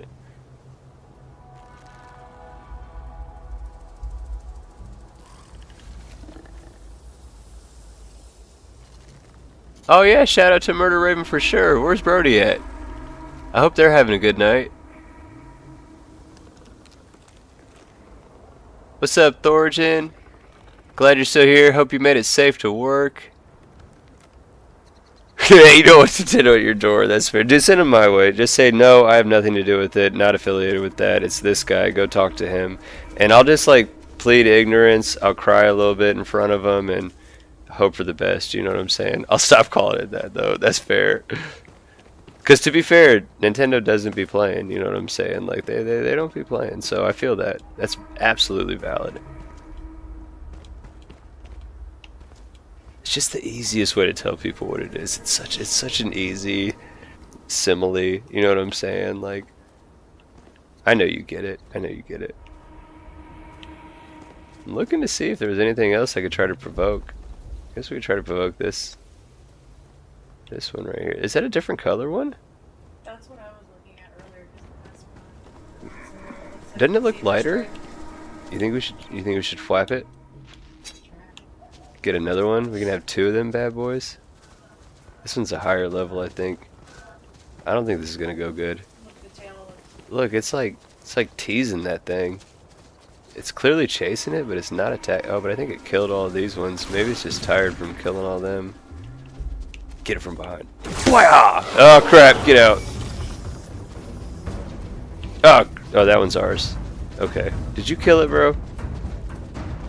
Yeah, you did. One of us killed it. It's a different color, though, I'm pretty sure. That's pretty cool. Oh, look at these guys. Oh, there's another light one. Oh, but they didn't even need us to do this. Or do they? It's strong. It's got red bars underneath, which means it's strong. Let's try to get it. Wah! Oh, crap, we only got one left. It's about to die. He ain't making it. Dang it. I shouldn't have wasted that last charge. So, now we're out of batteries for our Xenoprod. So we are going to have to craft new batteries to be able to resume taming things with our Xenoprod. Bro, Bad Clams, what's up? Thank you so much, man. I appreciate seeing you. I hope you're having a great night for sure. And yeah, man, Bad Clams, everybody knows I've talked about their legendary effect over Overhaul already in this stream. And Bad Clams, definitely a friend of mine. I'd normally be wearing a Bad Clams hoodie. I don't have it on right now. I got it in the washer, right? But definitely everybody should check out Bad Clams 83, all their content that they make, whether it's incredible shorts, whether it's mods, videos of their own mods, of community mods, whether it's Fallout playthroughs, whatever. I'm a huge fan of my man Bad Clams, and it's definitely good to see you tonight, brother, for sure. What are we going to name the new Xeno? I don't know. I haven't shown Brit really the name list for the Xenos. We can definitely check that out. Is that one my pet? I think that one's mine. Yeah, that one's mine. Okay. Let's try to get one of these things though real quick. Not with this. The Xenobox looks like a gun now? Okay. Or maybe that's old. I don't got my throwables equipped. I maybe shouldn't have shot it until I made sure that was equipped. Oh crap. Oh dang! Did you see that? Dude just came out of nowhere and just trucked it before it had a chance. Oh, I'm so happy we got this thing. I mean, these things aren't that strong that we're taking out, but still, you saved my life. Probably literally, otherwise we would have died embarrassingly a second time in this stream. You know what? You do deserve a name, buddy. Right off top, let's give you a name. He looks curious, but he's paying attention. There's so many names on this. I love it. So Ghost not only gave us a whole bunch of options on their own, but because Ghost is awesome, at their Discord for the Hallowed Devils, right, they have a request channel, or request thread in that channel. I don't know how channel servers threads, I don't know the terminology for Discord, but Ghost's Discord, there's a section in there where you can actually give in name request, and almost every time I've seen a person in the community ask for a name to be added, Ghost has absolutely added it. I asked for one, my little homie Clyde. You see it on the lower right hand corner of your screen near my logo or whatever, my little watermark that says Math Productions, and it's got that little dude with a yellow suit and a dice head that is Clyde the Dice Guardian. And I asked Ghost if he would put Clyde as a name in the available list, and Clyde is a name in the available list. So definitely appreciate that, Ghost, for sure. It's a huge list though. We're not going to slow click. We're going to go through it. If you see something, just say something. And anybody in the chat, if you see something name-wise, just say something, because there's a lot of names in here. And I normally like picking like random names that don't really make sense, but it's funny. Like Boris to me, I don't know why. Boris for this random Xeno would be funny to me. Oh, it's not the one I would pick. I was just picking the closest like name in the list, like close. Like Buddy's not bad. I like Buddy. What is that? Cakeys? Cockies? I mean, I don't know. It's one of the two. There's a lot of names though.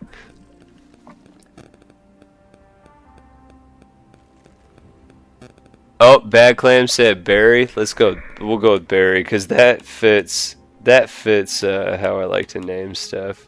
He looks like a berry. You know what I'm saying? He looks like a berry. I'm with it. There's like a little endearing shake. He is kind of twitching a little bit. You know what I'm saying? He's not super steady. We're going to keep you with us for a while. We're not going to dismiss you. Follow me around, buddy. Come on, Barry. We're going to head back towards the ship because you know what? Now that all these little buddies are taken out and the threats are taken out, I don't feel super nervous in this area anymore. We'll take out this one right here. Maybe we can get a second one. Let's just see here.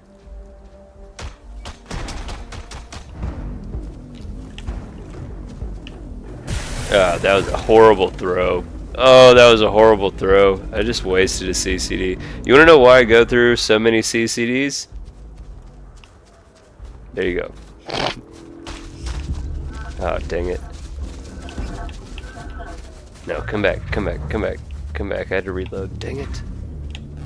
Dang it, I'm literally holding the right bumper down because when I let go of it, it's going to throw one. Oh, no, it didn't. Did I tame it, or is it just telling me this? Is this a help prompt, or did I tame it? Oh, I didn't tame it. Get back. Get out of here. Take him down, Barry. Get that. No, wait, that one's level 1. That one's weak. We might be able to throw a CCD and get that one. Come here. Yeah, you're scared. In the bush. Oh crap, he hit me twice! Good job, Barry. We got a contusion from that, but we'll be fine. It's a flesh wound. I like this little spot right here, though. You know what I'm saying? It's not bad. We didn't do any exploring to maybe find a better spot, but I really like those mountains. Yeah, it's pretty. You know what I'm saying? Those mountains are pretty. We got a flat enough spot right here. And for like a little basic build tutorial, we won't finish it tonight or anything like that, but put that outpost terminal down.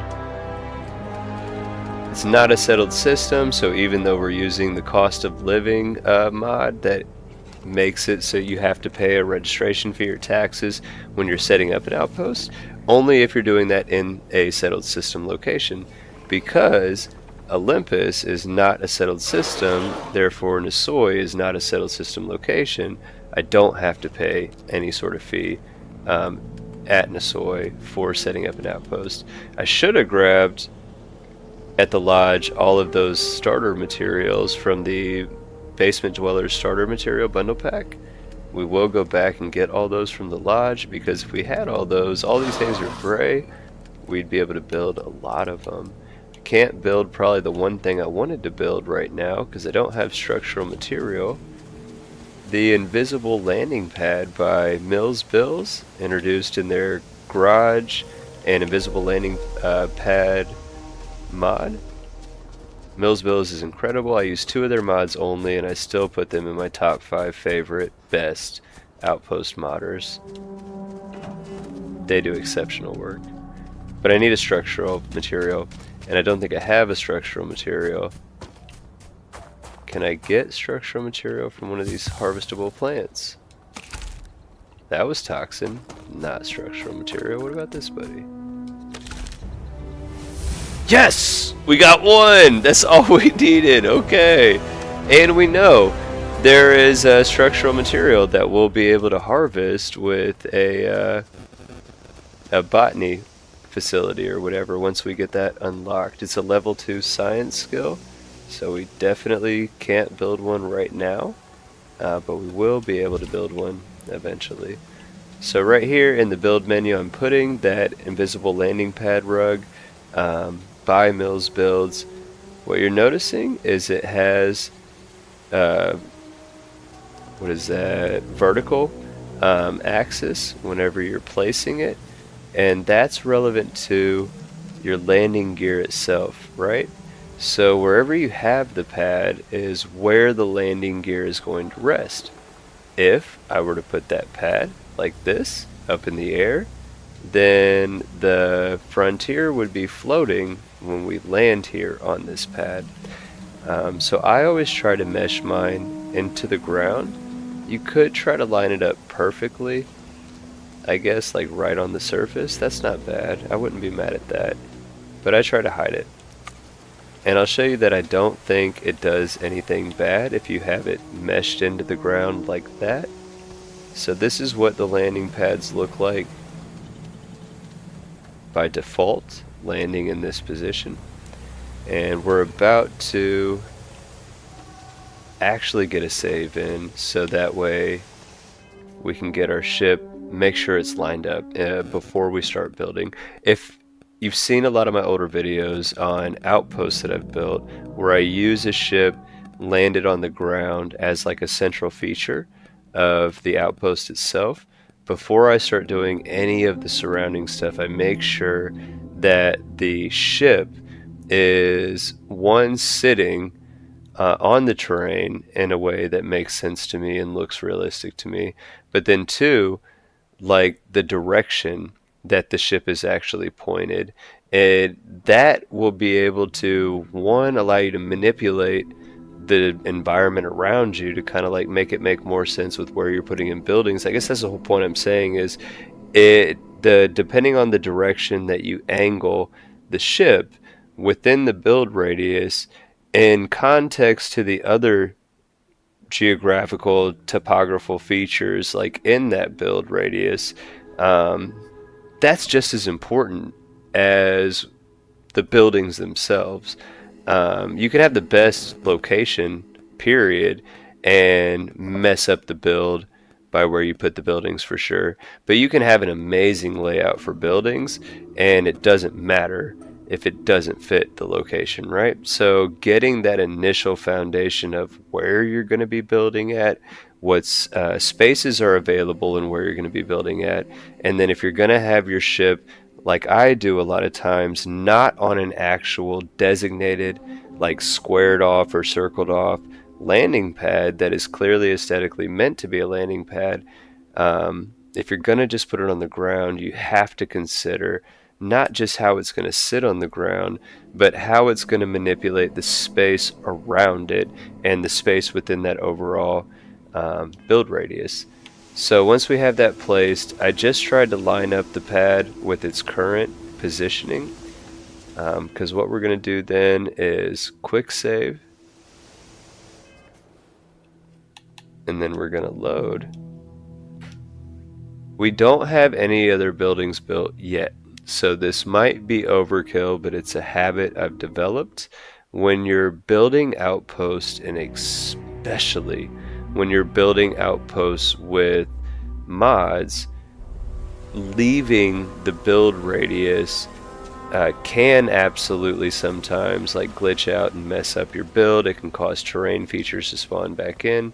So a lot of times if you save and reload in before leaving your outpost, basically it locks in that current condition of the outpost with that save, so that way things don't show up misplaced or out of alignment or with terrain features growing back through. If you simply, again, just quick save, load that quick save, now you can leave the build radius, you should be a lot better off. But again, we only have the recruitment beacon and that pad, so that shouldn't really matter on that first time. It's just a habit that I do when you're building.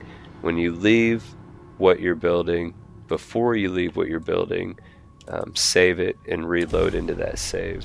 Again, it just kind of locks everything in. But that's what we did. We backed out because I wanted our ship to get off the landing pad, and then we're landing back exactly where we were, but now it'll be repositioned based on how we put that landing pad itself. So you see the feet. Remember how before I meshed in the pad, how you could see, like, see that lip right there, and you can see how the grass is kind of grown on, or the ground is kind of grown through on top. That doesn't bother me. I still think that looks like actual landing gear. Maybe it's just, you know what I'm saying, it doesn't. Yeah, I'm okay with it going into the ground a little bit. I don't think it messes up the look of the landing gear at all, and I would rather have it meshed slightly into the ground than it all floating above the ground. I do not like floating structures.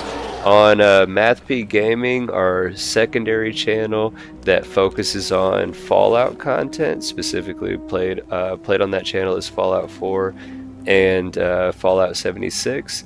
But I mention there all the time with the settlement building, I do not like floating structures at all. Anything like that absolutely kills immersion for me. If there's no foundational support, if there's no structural support, if there's not even a simple beam or stack of pallets underneath that floating edge, giving it some sort of integrity, I do not like it at all.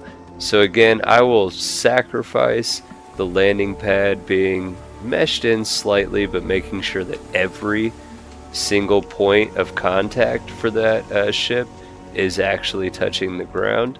I will take the little bit of meshing under the surface to not have any gaps at any of those 5 contact points. The 4 landing pad feet, if you will, and then the bay ramp itself, having those actually all touching the ground matters so much more to me than not having them slightly meshed in the ground and like that top right foot being like just slightly above ground. That would irk me to no end. As weird as that might be, that would irk me for sure. Bro, heck yeah, bad for sure. I definitely hope you hop back to the Starfield. It's so much fun. Every time I get away from it with Fallout 4, 76, or College Football 25. I have fun in that moment, sure, but by the end of the day, I'm pretty much always back on Starfield. I just have so much fun playing the game. It's so much fun.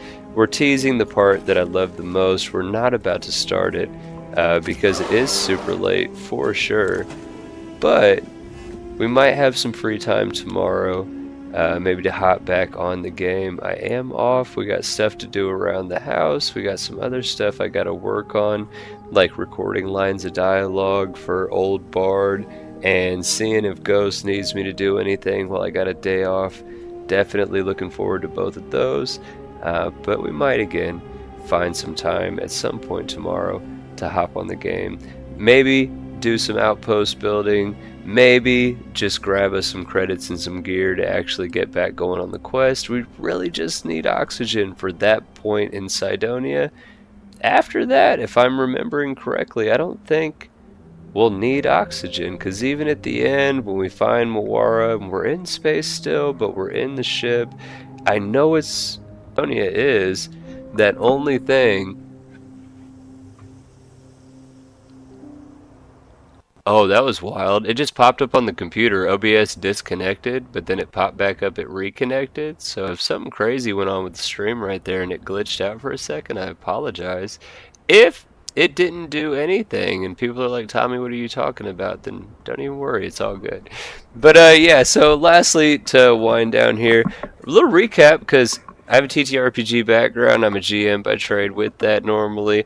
To be fair, the last couple of years I've been far more PC than GM for sure on it. But I like recaps at the end of the session, right? So we got on the game. We didn't do a load order discussion or anything like that, right? But we did talk about a whole lot of mods this evening for sure. But we talked about the character creation, SKK's fast start for starting a new game. We walked around New Atlantis a little bit. We decided to actually do a mission. We got killed immediately because of having no air. It wasn't even an enemy. We weren't under attack. We were literally standing there like idiots. I was standing there like an idiot in a non-breathable atmosphere with no oxygen, and our dude died. Before that, I did tweak out for a little bit at some Tommy Bitlow character that in the chat someone else had seen before, so clearly this dude has been in the game. It's not a new addition. I've literally never seen that dude in the game until this evening. It was literally the first time I had ever seen that dude in game. We did get to see that. So then we started another new game and we rushed through the character creation and we decided that we were just going to find a spot to build an outpost. We did do that. So at least in the end, it was a little bit successful for the stated mission of what we were trying to do. Right? In the end, right? But before I do one last look at the chat and say a little sign off, any thoughts? How did you feel at the end of the play? I enjoyed it. Saw a lot of super cool gameplay again, some unexpected things, and ready to see more with building the outpost. That works for me. Heck yeah. I'm gonna take one last look at the chat here. Thank you again, Bad Clams, man. You do so much for me, bro, and I truly, truly appreciate you. I cannot thank you enough, my friend. I hope you have a great night at work, and I definitely look forward to catching up with you soon, brother, for sure. Yeah, bro, definitely let me know, Ghost, whenever, and you already know I'm about it, and I'm ready, so just let me know, and I'll get it done. For sure. Everyone else who's watching along currently, who's going to watch the playback later, all those that were involved in the chat, saying what's up, and offering your insight and perspective, I greatly appreciate every single one of you guys, and I hope that you've enjoyed the stream this evening. I had a lot of fun. I hope y'all did too. Lastly, I'll end it like I always do with all of my videos. If you did enjoy the video, I hope you did. I hope that you pressed that like button. I do hope you consider subscribing to the channel. There is so much more content on the way. The live streams are fun. We're going to keep doing these as much as possible, covering as much Starfield content as we can. But please believe I still have my phone and backbone controller, so I'm absolutely still going to be working on other more traditional video uploads like what we're used to on the channel. There's just a whole lot more content on the way, so definitely I hope you consider subscribing to the channel to be a part of that, part of what we're trying to bring to the community, right? Let me know in the comments below what you think, what you'd like to see next, and as always, I hope y'all take care.